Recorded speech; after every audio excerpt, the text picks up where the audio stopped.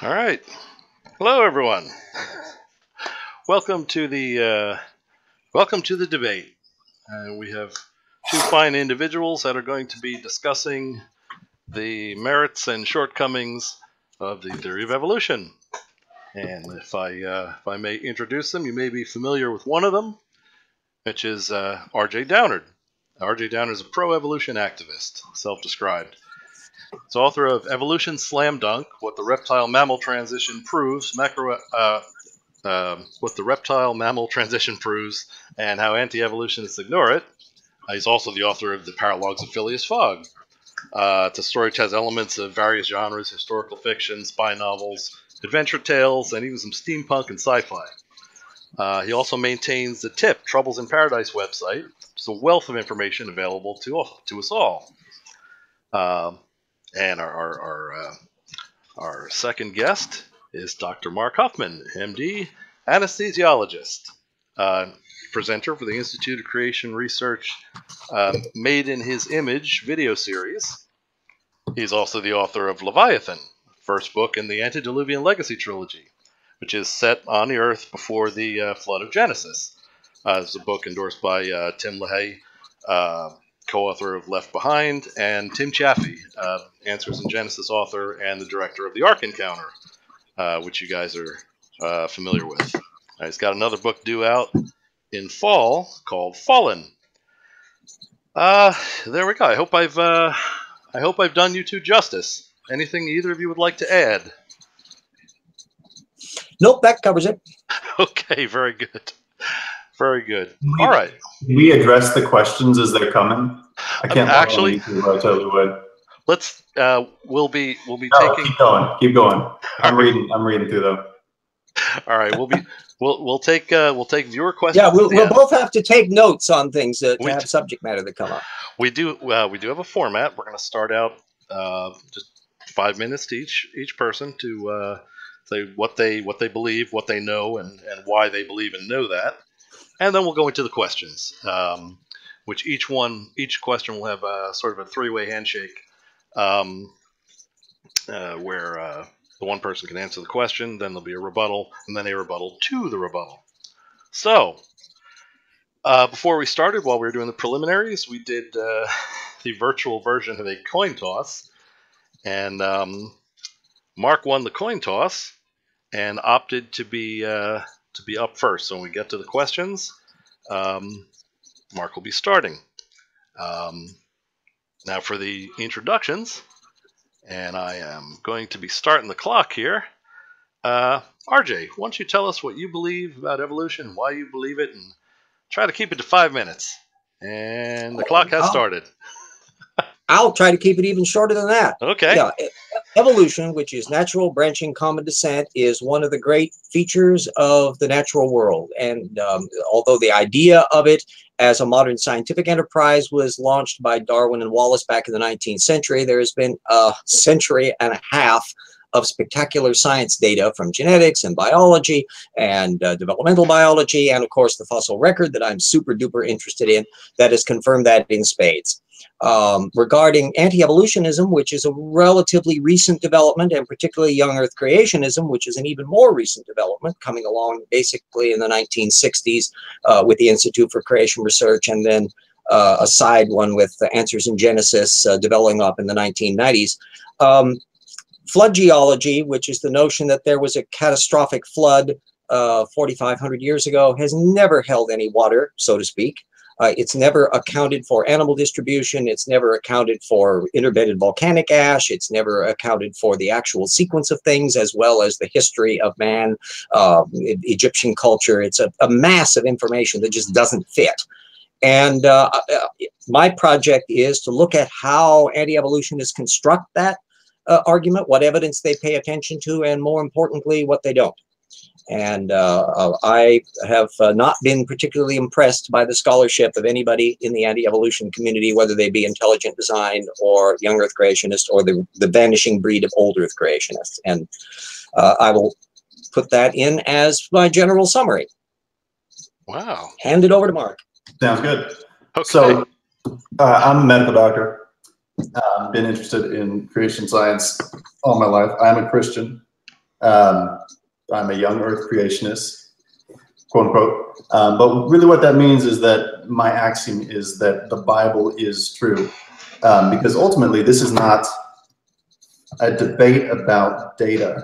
This is a debate about interpretation of data. This isn't about empiricism, which is limited to the observable and the testable and the repeatable. Ultimately, this is a historical and axiomatic proposition, and you see that going back to Hutton. And it sounds like RJ's pretty savvy on geology, so he's aware of all of this, but Hutton and Lyell didn't conclude that uniformitarianism was the appropriate way to interpret geological data because of the data itself. They just a priori made that assumption. And then it became the dominant paradigm, and things transitioned to Darwin taking Lyell's books with him, looking at the capacity of species to change, and then extrapolate that over, Lyell's millions of years. So I think that's an important distinction where we can find common ground and get to the root of it. Because if we talk about data, all we're going to do is talk about our different interpretations of data, which is all going to be based on presupposition about how to view it. And we'll get into it, that's fine. But what I think would be interesting to do is to get into the axioms underlying it, whether it's uniformitarianism in geology, materialism in biology, cosmological principle, all of that. But mine is unapologetically that the Bible is true, and that the data that we can see can be interpreted accordingly. And despite RJ saying that it's a recent phenomenon, now yes, it all started with ICR in the 50s, and then AIG, and those are common. But the fact is, Newton and Kepler are Earth creationists, if you want to call it that. Newton calculated the age of the Earth. So did so did Kepler. So did Usher. These are great minds of science, and you would have called them young Earth creationism. It doesn't matter. I mean, I'm a physician. I deal with empirical science every day, and we apply it. It just doesn't matter what you believe. Hospitals are full of people who believe all sorts of things about the origin of the Earth. And ultimately, when you're talking about practical application of real empirical science, it's just not what we're talking about here. So RJ, I hope we'll be able to get into some of the presuppositions, as well as kind of talking about some of the data. Anyway, that's mine. This is all extemporaneous. Oh, look at that. Neither one of you used up the 5. We're cruising right along here. RJ, do we need to send an ambulance? Are you okay? Oh, I'm perfectly fine. Yeah, I'd like to ask Mark. Halt. We're formatted. No questions. Okay. I apologize. We have a format just for the first part, and then it's free range. Ask questions of each other. My bad. And we're good. All right. Now, as I mentioned, Dr. Huffman won the virtual coin toss, and he selected. He opted to go first.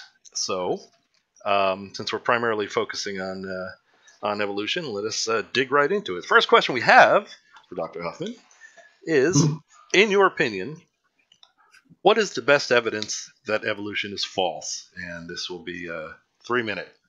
And proceed. Okay. Sidetrack, we've obviously talked ad nauseum about this, but the first thing we have to do is to define terms, right? I dislike the terms macroevolution and microevolution, and everybody, I can't wait to see the comments because you know that it's coming because they know it's coming. But it's an important distinction. So really what microevolution is adaptive speciation, right? If you want to read about this from a non-creationist perspective, I recommend a guy named Lee Spetner, Not by Chance, but he kind of goes into vast detail about it. And this has been an issue that's been discussed among evolutionists since at least the 80s, and it's been a recognized issue with it. It's kind of ignored by most of the proponents for evolution, but briefly, the process of microevolution, and that's in quotes, is totally legitimate. It's empirical.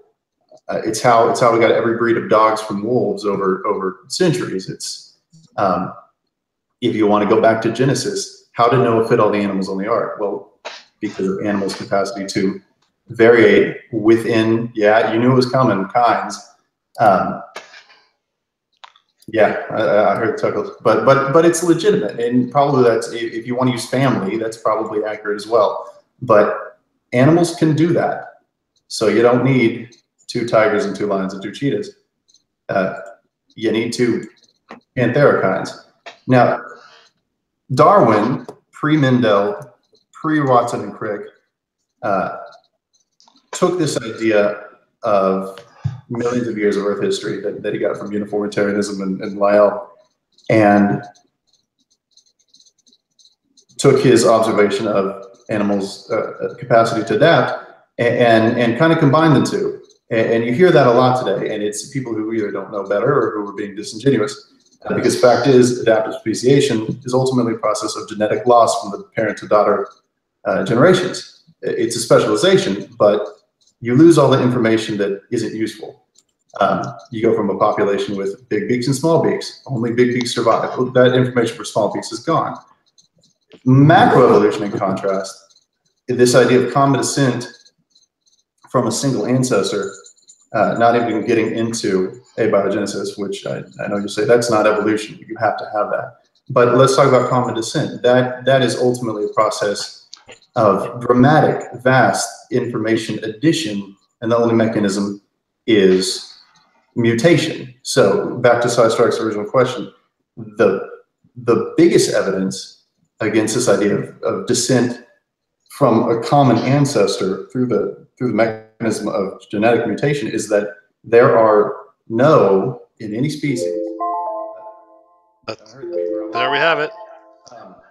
30 seconds. There's simply 0 information adding beneficial mutations documented in any species. And every single one of the billions or trillions of DNA base pairs in every species ever has to be accounted for. Now, what Mark here said. Mark, if I could interrupt.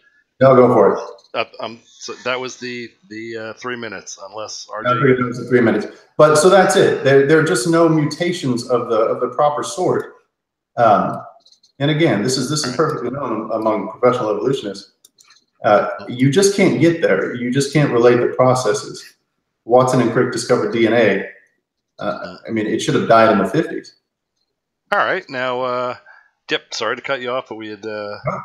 And if we, as we go on, if we want to extend this instead of 3 minutes to a different number as we go on, we'll do so. RJ, you have 3 minutes to respond to that. You ready? Oh, gosh, yes, the reptile-mammal transition. Boy, that's full-blown macroevolution. It's composed of nothing but microevolutionary transitions. They've done the genetics more and more and more. The very pieces that we can see of this are experimentally verified in the case of, like, tooth evolution, where they literally reconstructed by the point mutations over 100 million years of tooth evolution. The development of the ear, the developmental genetics of that, the developmental biology, which was known pre-Darwin, all of that is just flat out macroevolution. I don't know what ergo new information supposedly was originated in there. I know no creationist or intelligent designer has ever discussed any of that subject because I just wrote a complete survey of it. Here you have a vast array of macroevolutionary data, and 100% of anti-evolutionists ignore it or slough it aside with trivial discussions. Lee Spettner, I don't think, has discussed anything on the reptile-mammal transition either. So I'm not sure that I'm after going all the way down to the 3-minute level, but until and unless anti-evolutionists can account for the data of the reptile-mammal transition, they're not even on the playing field. All right. Are you, RJ, is that it? Are you yielding your time, or Yep. do you have more? Yeah, I'd like to get a response or reaction on that reptile-mammal transition issue from Mark. The final word for this one goes... well, okay, so I'll say that it sounds like it's not discussed at all. I'm not sure. This is clearly an important issue for you. Well, have you read anything on theraptics? From reptiles and mammals, as much as I like therapsids, dimetrodon is one of my particular favorites. It's a classic, but yeah, that's on our synapsid evolution line. That's RJ, you're one of our ancestors. using up his time. I mean, I'd have to kind of pick your brain about what evidences you think that there are, because I guarantee there are no mutations that you can point to that'll take the new information from reptiles to mammals. I'm anticipating a lot of artist renderings, because the fact is you're constructing lineages from partial fossils primarily. There's no soft tissue, no physiology, no existing transitional forms, either extant or extinct. You've got branches that you don't have genetic information. I can say that without knowing anything else about the subject. The fact is, another guy you probably don't like, Michael Denton, Evolution of Theory. Don't make me and that was probably he said, Michael Denton, I will say that he's just doing it for money. But the fact is, he makes excellent points from a non-creationist perspective. Have you read his new book? RJ? No, I haven't read his new book. RJ, we're formatted now. I have. RJ, we're formatted. Yeah. I understand. We're formatted. RJ, I don't care. If you have a point to make about it. All right. We'll cover all that. Sure. But the fact is that you can even categorize animals into reptiles and mammals, and then categorize them even further without any overlap, with distinct differences, quantifiable differences. Again, you're constructing an evolutionary tree, but the fact is you have the tips of the branches. There's nothing connecting anything. Reptiles, mammals, birds, anything. It's constantly changing. I mean, are you a cursorialist or an arborealist as far as bird evolution? And pick one. It's going to go in vogue. Is that a question for me? Because we're basically working with fiction here, and I know the feeling is mutual, but you guys are constructing just so stories about this stuff, and it's going to change in 10 years. All right. So that said, happy to look more into what you've written about it. But I'm not sure what you want me to say if nobody's talked about it. I'm probably not going to be the first one. All right. And look at that, wrapped up just on time. Nice work. Okay.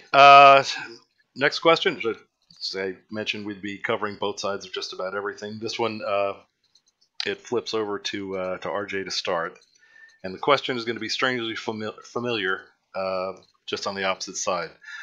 RJ, you have 3 minutes to tell us, in your opinion, what the best evidence is that the theory of evolution is, in fact, true.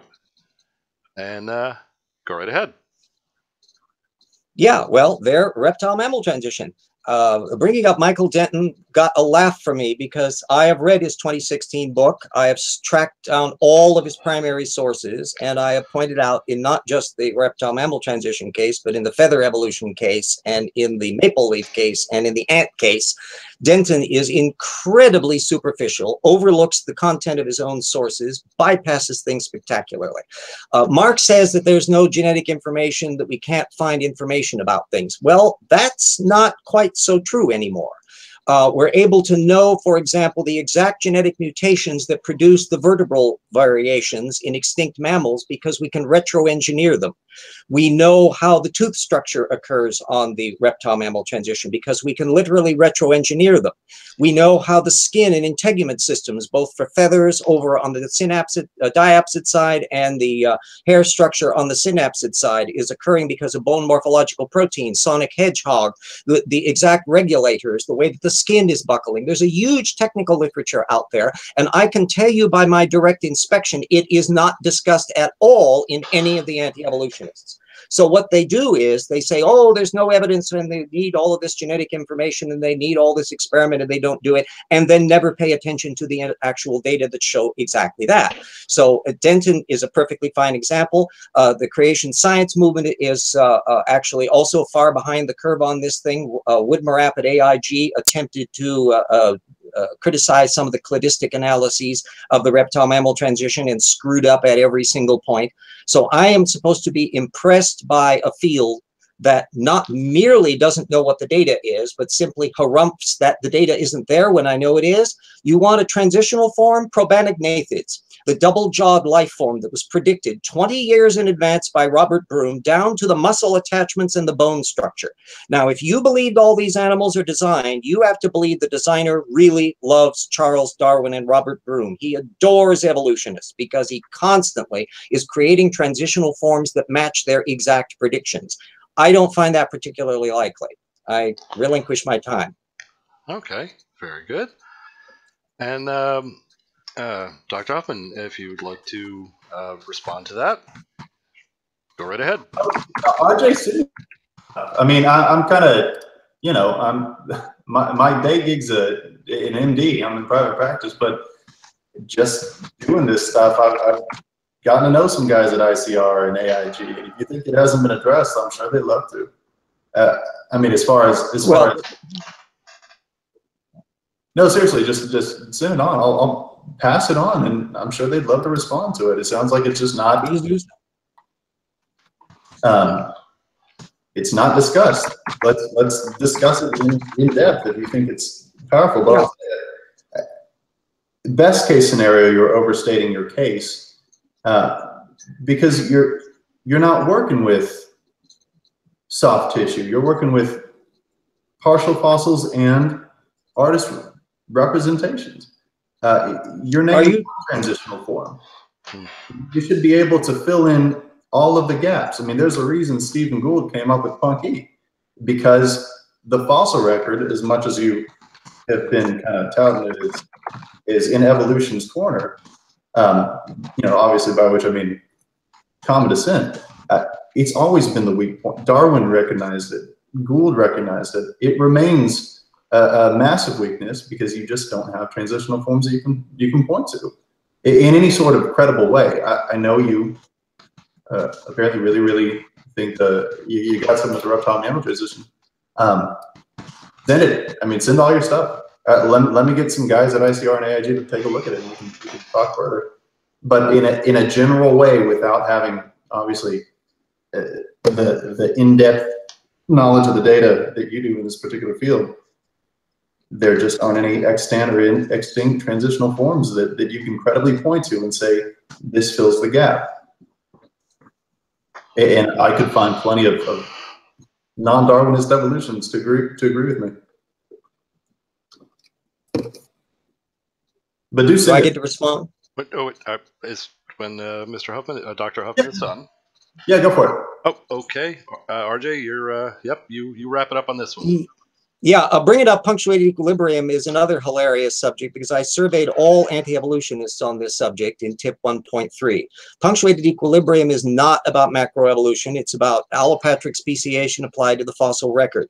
Gould was particularly incensed about how he was misrepresented repeatedly by creationists who overstate the fact on this, and some of them claim that punctuated equilibrium says that there were millions of mutations required. No, it does no such thing.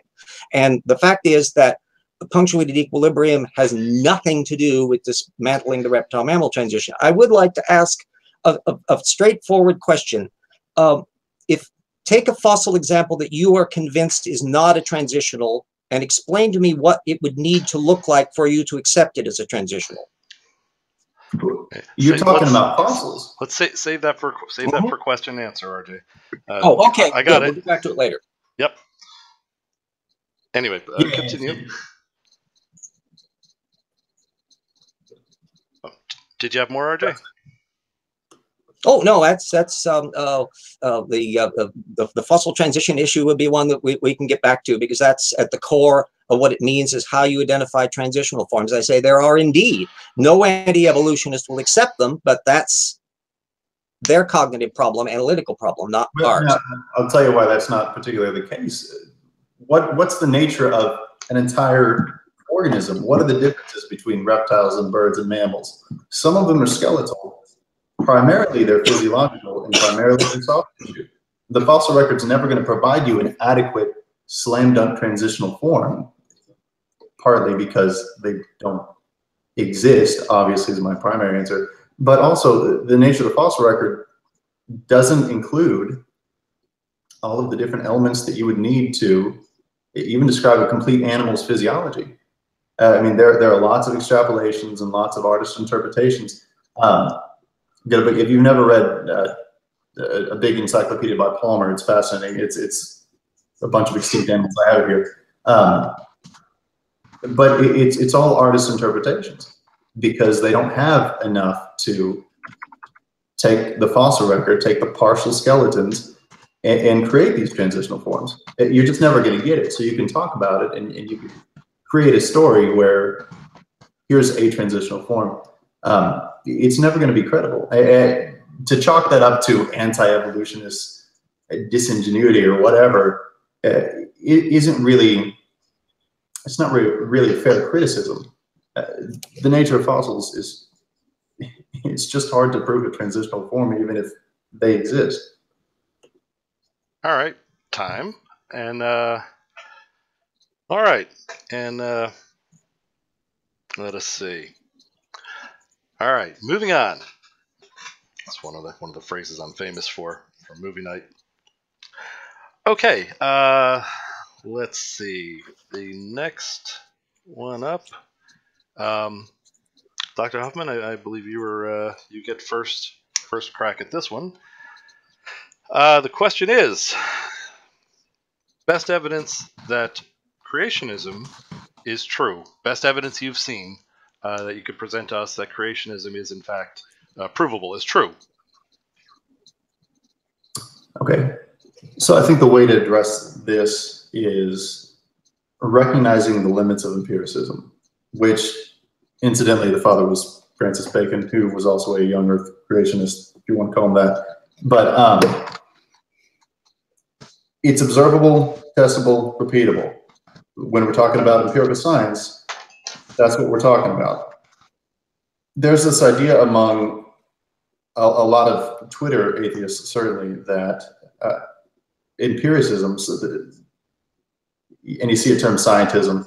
I got a lot of respect for science, obviously, because my livelihood kind of depends on it. And when we're talking about science, we're talking about getting in the lab and doing something, and beliefs just don't matter. That's not what we're talking about here. So we need to talk about the proper role of science in epistemology.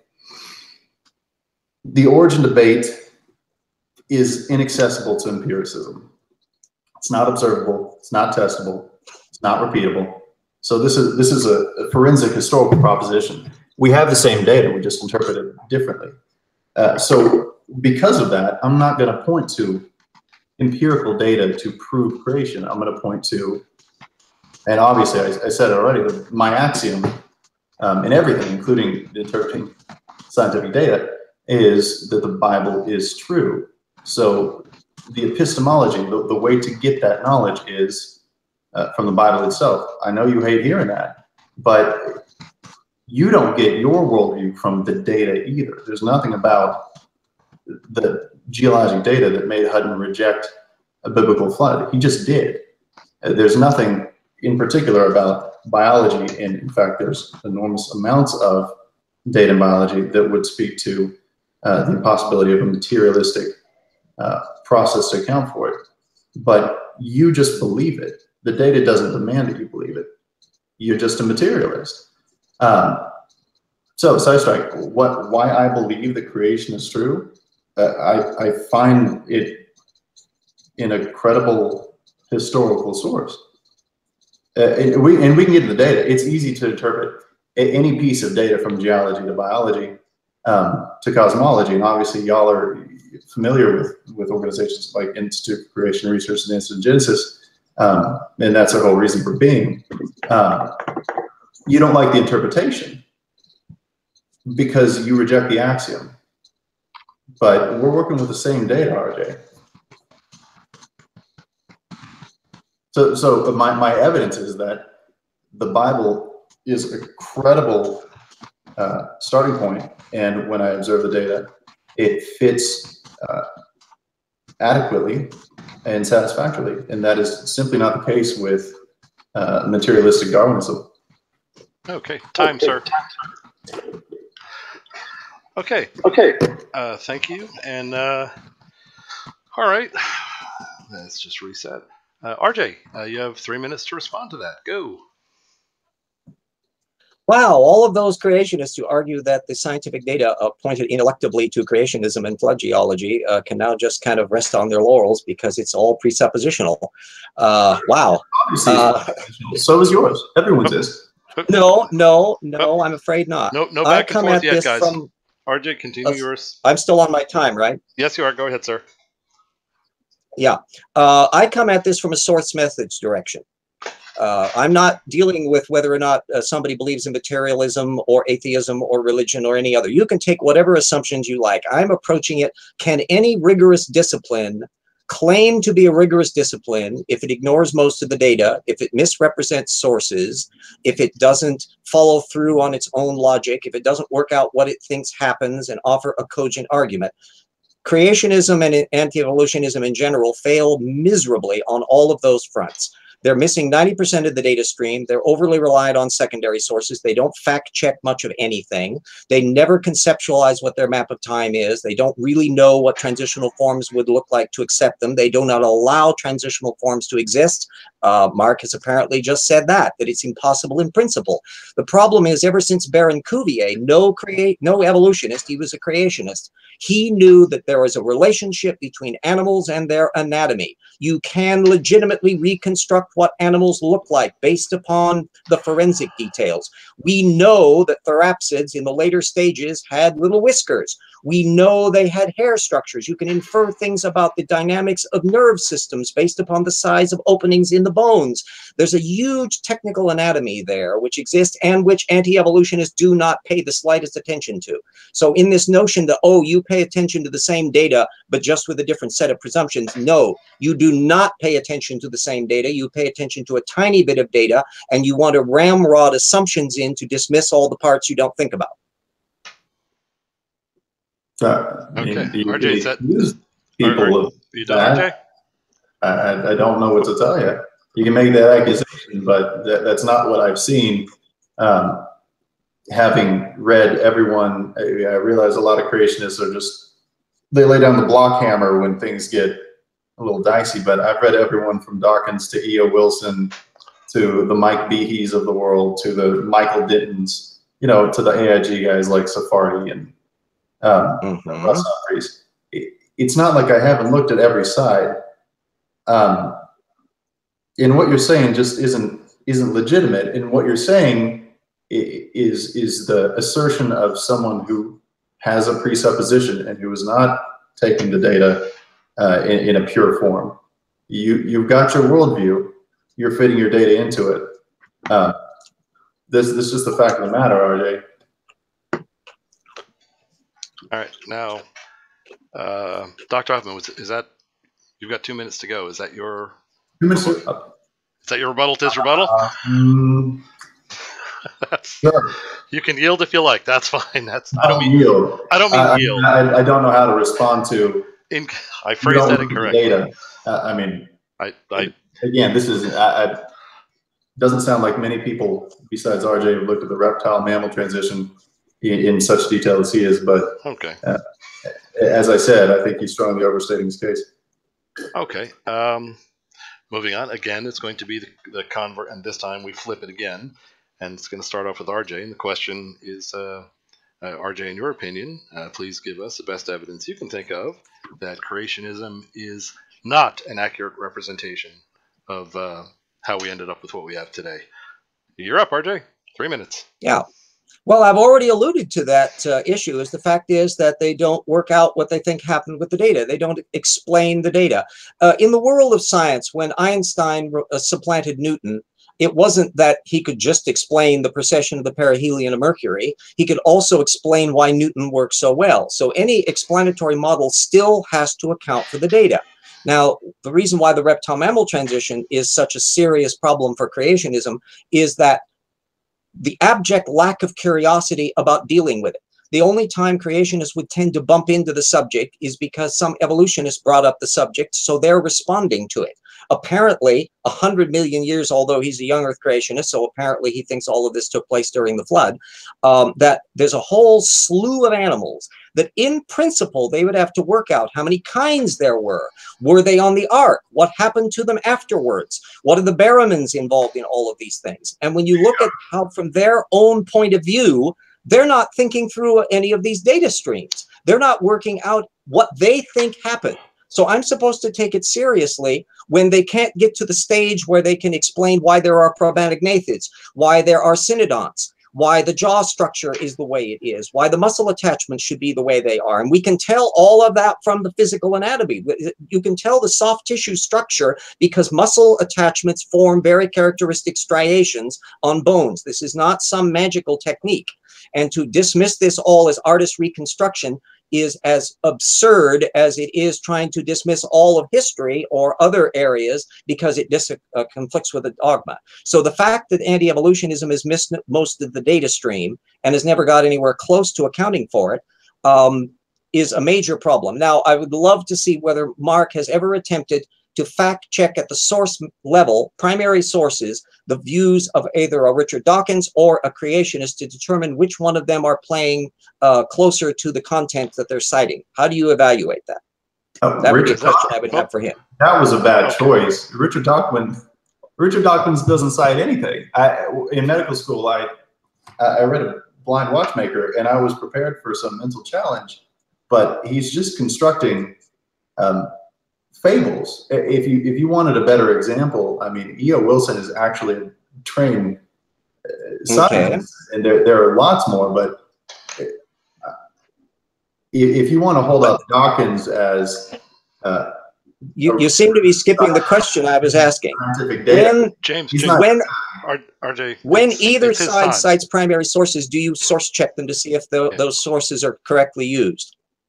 I'm not aware of Richard Dawkins citing any primary sources ever. Well, pick another evolutionist and creationist. RJ, it's his time. Okay. Dr. Huffman, do I look at primary sources? Yeah.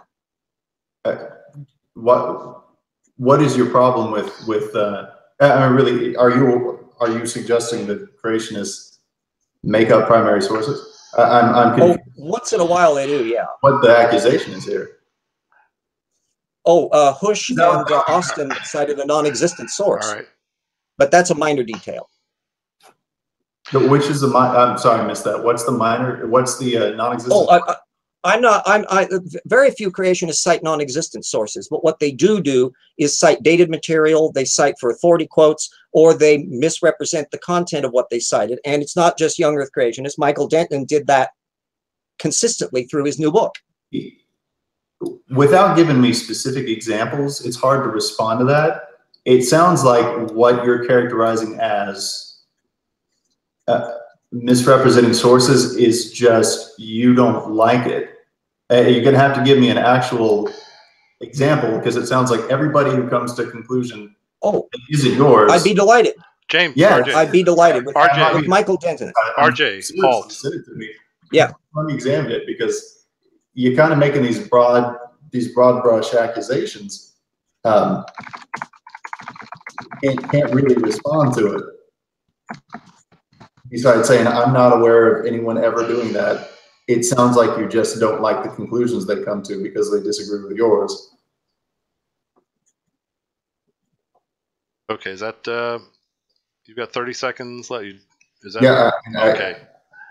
RJ, I'm not sure how else I need to respond to. All anti-evolutionists misrepresent sources. Right. Yes, as we got the very few of these formatted questions left, then we're going to go into the Q&A. What happened during that last question, really, we should have saved for that. But anyway, RJ, you heard most of that. Would you care to respond for your 3 minutes? Yeah, fine. I'll give a specific example of Michael Denton since you brought him up. He's not a young Earth creationist. He's an agnostic, intelligent designer. He was claiming that no one can even imagine an adaptive Darwinian scenario for the formation of the mammal jaw and the growth of the dentary bone. He cited only one source, which did not discuss that subject at all. It was on a completely different subject matter, the bite force of tyrannosaurs and crocodiles. It was irrelevant right off the bat because those were relating to diapsids, not synapsids. It was irrelevant because it didn't occur to Denton that it was the jaw, the dentary bone that was expanding, that it didn't need a strong bite force. But even worse, the source that he cited, his one and only source, explicitly referred to the exception to the bite force rule, which were insectivores. And the early mammals, the ones that he was attempting to dismiss, were insectivores. And a paper in the paper he had cited, but which he apparently was too uncurious to look at, actually gave the door to pointing out exactly what the adaptive Darwinian scenario was, that the shape of the dentary bone was beautifully adapted to biting on insects. The shape of those mammalian proto-evolutionary things were experimentally verified that the action of eating pulled insects into the jaw, and it was entirely adaptive. So not only was his initial claim that no one could imagine an adaptive Darwinian scenario was wrong, but evolutionists had already worked it out and had already done technical papers on it that were alluded to inadvertently in the one and only source he thought to bring up on the subject. So that, from a scholarly methods point of view, that is a disastrous ineptitude to ignore material on that scale. And you can look through creationists up and down the yin-yang on any of these technical issues. If you look up the primary sources they cite, they are a sandcastle just waiting to fall apart by inspection. And I don't know whether Mark has ever, it seems as though he's never bothered to do source check analysis on the primary sources.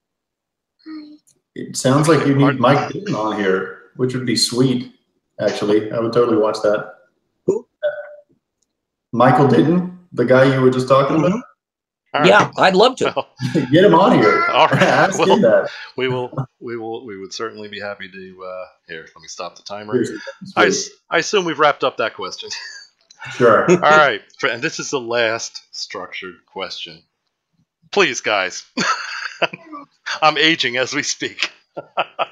It's going to be, you know what? For this one, it's going to be assumed that if during someone's time period they ask a question of the other, that's it. They yield the rest of their time. How's that? Is that? Would both of you think that would be a yeah, that's fine. Okay. All right. Very good. But try not to, because we're going to do a Q&A between you guys and with the viewers in the public chat as well. We get to the end. I'm just trying to maintain order. All right. Let's see. RJ was first on the last one.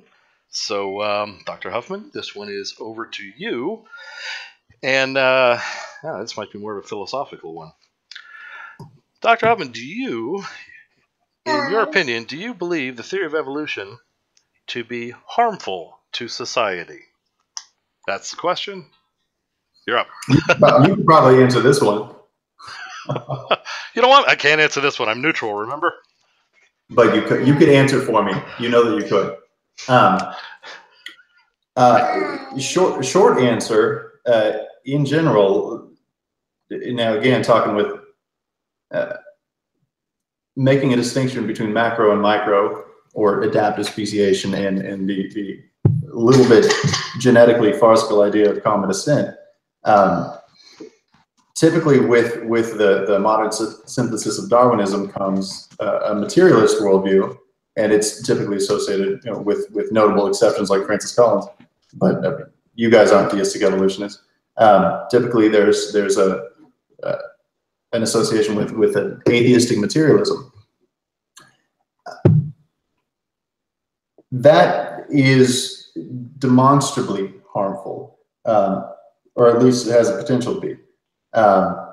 Some of you guys cling on, your historical, cultural English morality, which we all massively appreciate. Some people throughout history have decided to take the whole idea that we are accidental beings that exist for no particular purpose, and are just really sentient animals that are kind of got the luck of the mutation draw, And they've acted on it. They have taken the concept of survival of the fittest and they've acted on it. Guys like Mao Zedong and Joseph Stalin. So look at RJ, you know the title of Origin of Species, the whole thing? Oh, yeah. I know where you're going. Careful. Yeah, of course you know where I'm going. Come on. And I keep reading Dwayne Gish. I've honestly never read or listened to Dwayne Gish. If he's saying the same things as me, he's saying the same things as me. I'm not saying the same things as him. But origin of species by means of natural selection or the preservation of favored races in the struggle for life. That's what you get to. And you lose an objective morality with the atheistic materialism. And Strike, obviously we've talked over and over and over about this, but it's very difficult to say this is wrong when you don't have a moral author. Obviously, that's something that Christians, Bible-believing Christians, don't have a problem with. We can say it doesn't matter what we think. It doesn't matter what the societal zeitgeist says. It doesn't matter what atrocities are committed. We can call them atrocities because we have an authoritative moral author that we can appeal to. You don't. And in fact, survival of the fittest, ignoring that it's a meaningless tautology, who survives, who's fit? Well, who's fit? Whoever survives. But it necessitates the death of the less fit. So, time. Yeah, it can be massively damaging. And I'll tell you what else. Let me be so bold as to say that it offends the axiom of the whole existence of the United States of America. Be quiet. America has an axiom too, that we hold these truths to be self-evident that all men are created equal and endowed by their big C creator. Take that as a deist or a theist or a Christian. You can't have rampant prevalent atheism, which you typically get with rampant prevalent macroevolution, and maintain the society that America is. Okay, that's time, sir. That's a prediction that I hope won't come to pass, but time, Mark. It happened elsewhere for sure in the 20th century. Time. Yeah, go for it. Okay. All right, well presented. RJ, would you like to take 3 minutes to respond to that, please? Oh, yeah, and hello, daughter. I hope you're enjoying the wonderful conversation that we're having with your dad. Hello, wave. Okay.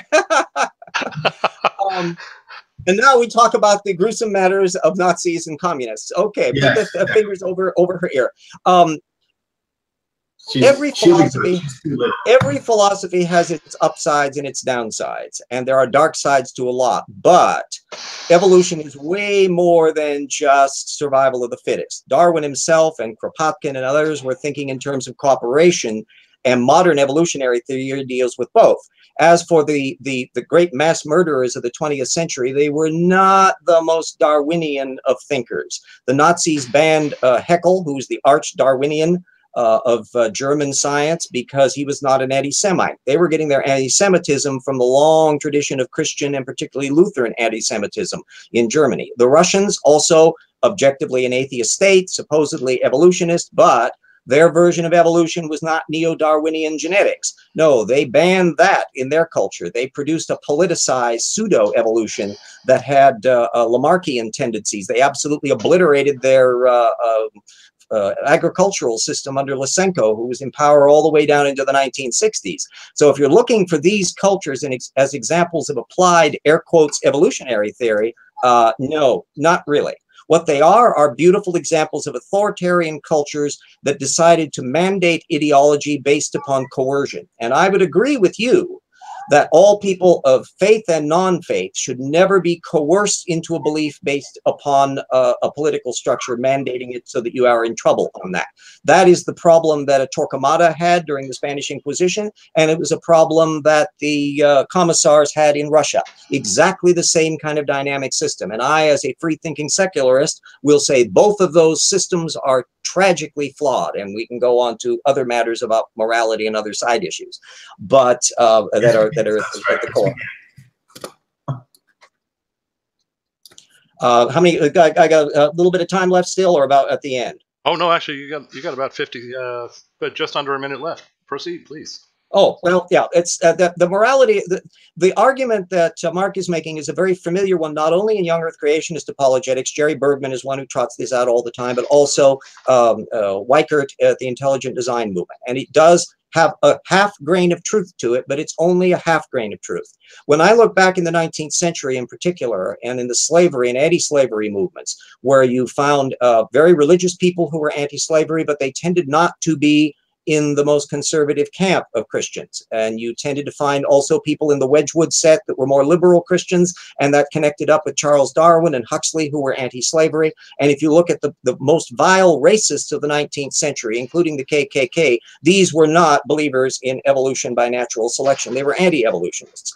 So the issues about how prejudice and stupidity and bad science and pseudoscience and prejudice get filtered through cultural matrices are way more complicated than the cartoon version of Darwinism bad and non-Darwinism good.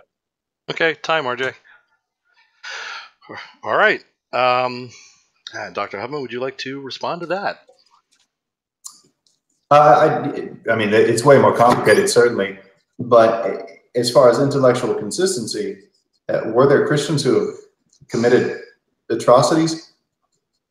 Sure, yeah, and Christianity condemns them as hypocrites and bad practitioners of Christianity. Are there atheists and evolutionists? I know they're not your brand of modern synthesis of Darwinism, but they were certainly evolutionists, and they were, you know, as much evolutionists as you are, just not your flavor. I mean, as much evolutionist as the punk geek guys, as much evolutionist as the Lamarckianism. You can't condemn them. There's no means that you have to condemn them as wrong. You keep talking about how they're wrong. You can't say that. That word doesn't have a meaning for you. So can you condemn it? Yeah, and it's based on your cultural vestigial Christianity. Can you condemn it as you are now? You really can. It's just a thing that happens, right? Obviously, this is a huge, long discussion that's been discussed in far greater detail than you and I are going to do it tonight. You're just unable to condemn it. Whereas I can. Is that it, Mark? Yeah, that's it. Okay. All right, good enough. And does the young lady have any comments to add? She's not limited by time, you understand. No. Okay, there are no constraints. She limited by, yeah, it's about an hour past her bedtime. But oh my! No, so she's not limited by time. She just doesn't worry about it. All right, here's the last of the formatted questions, and as with the pattern so far, you'll recognize it as being the converse of the last one. RJ, you're going to be first up on this one, and it is, oddly enough, do you see, RJ, creationism as being harmful to society, and if so, why? Proceed, sir.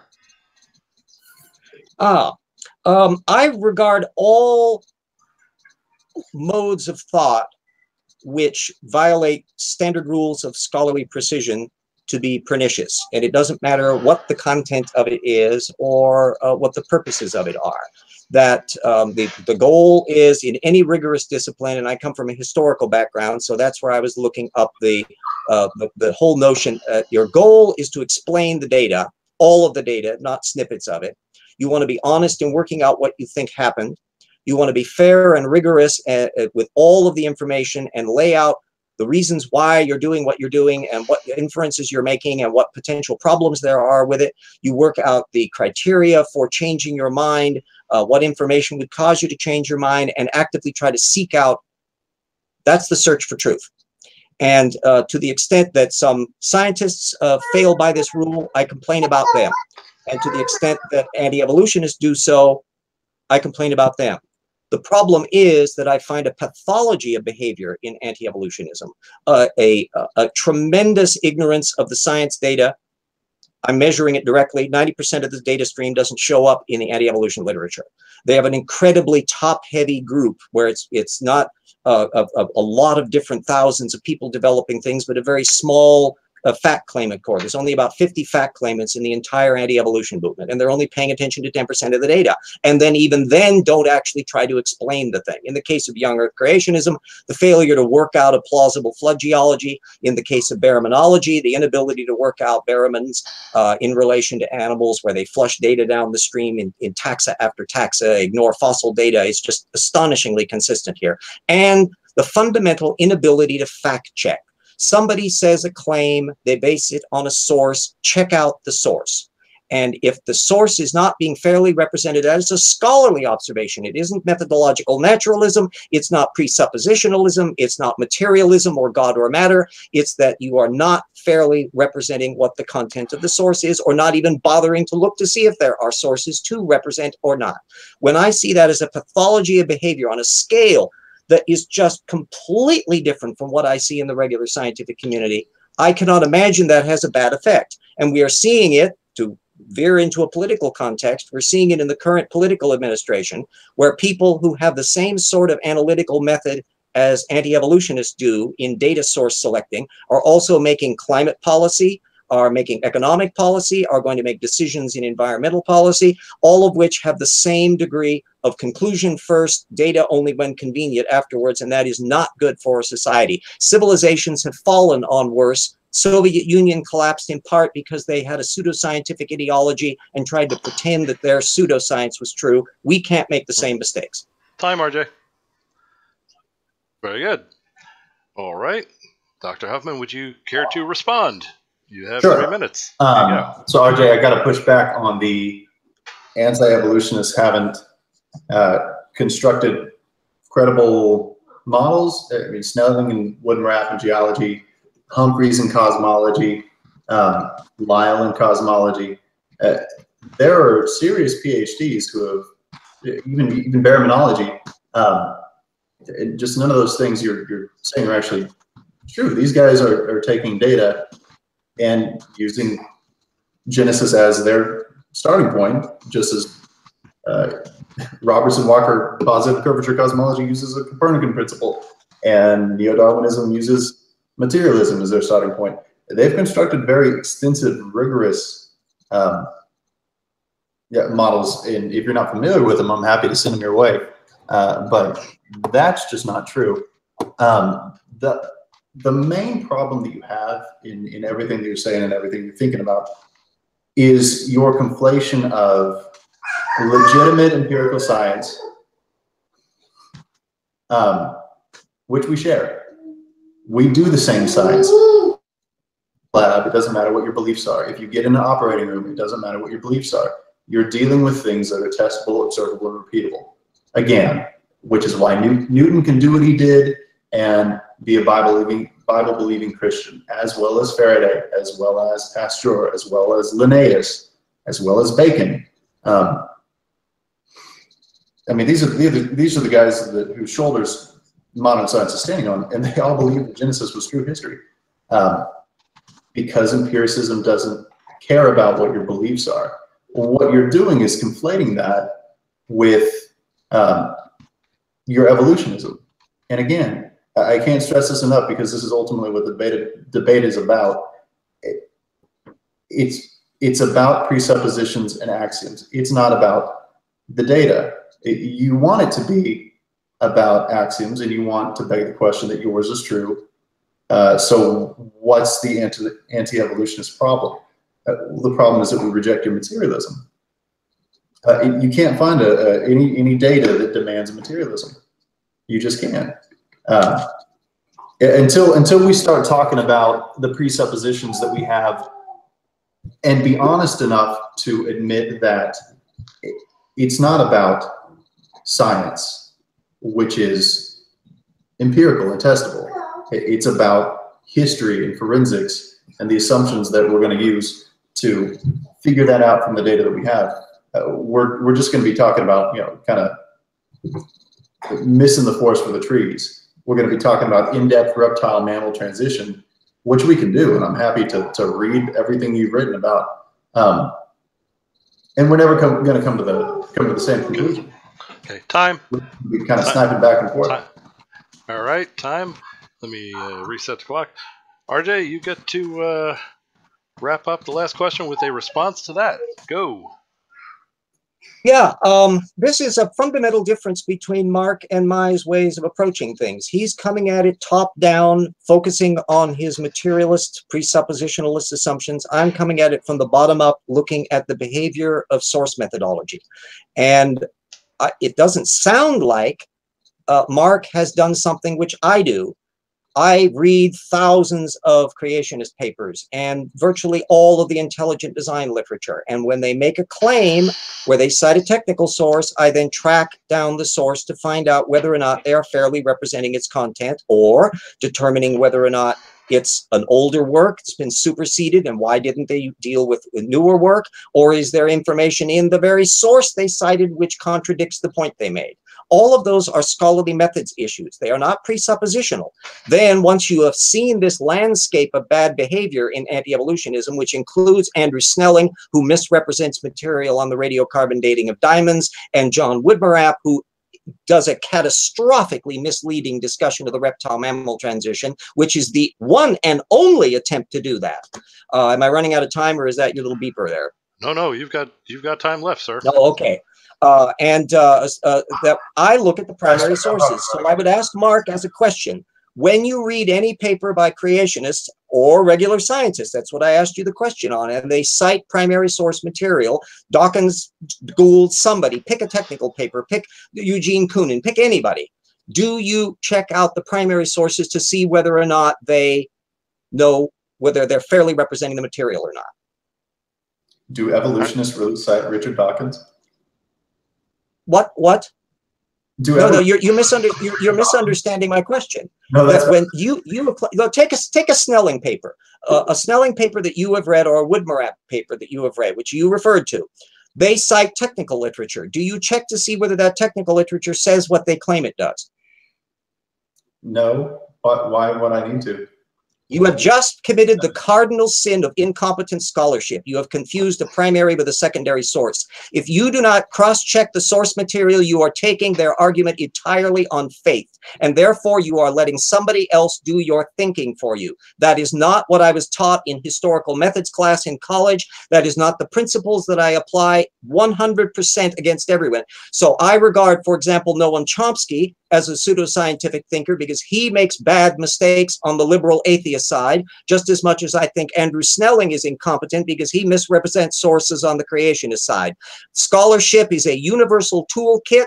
Everybody can use it fairly, and the misuse of it is pernicious. Sure. You're going to have to give me examples. And lucky us. As far as I know, you just don't like the conclusions that they make. Hold on. Everybody. 1 second. That was RJ. That was time.